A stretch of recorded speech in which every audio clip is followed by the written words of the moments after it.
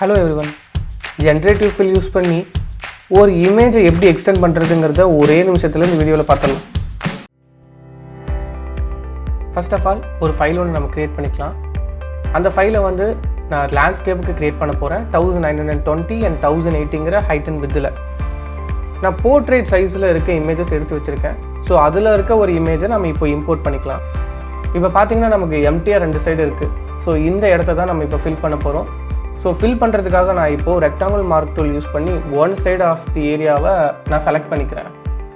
அதுக்கப்புறம் right click பண்ணி generative fill click பண்ண போகிறேன். வேறு எதுவும் நம்ம அந்த ப்ராம்ப்ட் கொடுக்க தேவையில்லை. பூம்.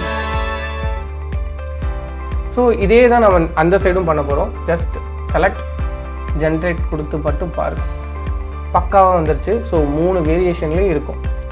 இது இன்னொரு மெத்தட்லேயும் நம்மளால் பண்ண முடியும். அது எப்படின்னா, சேம் இதே மாதிரி ஒரு போர்ட்ரேட் இமேஜை நான் எடுத்துக்கிறேன். லேயர் பேனலில் கண்ட்ரோல் ஹோல்ட் பண்ணிவிட்டு அந்த இமேஜ் லேயர் மேலே ஒரு லெஃப்ட் கிளிக் பண்ணிக்கிறேன். இப்போ இந்த இமேஜ் செலக்ட் ஆகிடுச்சு பார்த்தீங்களா. இப்போ செலக்ட்குள்ளே போயிட்டு மாடிஃபைக்குள்ளே கான்ட்ராக்ட், அந்த கான்ட்ராக்டில் 5 பிக்சல்ஸ் கொடுத்துக்கிறேன். இப்போ பார்த்தீங்கன்னா 5 பிக்சல்ஸ் உள்ளுக்குள்ளே போயிருக்கு. இப்போ திரும்பவும் செலக்ட் இன்வெர்ஸ் கொடுத்துக்கிறேன்.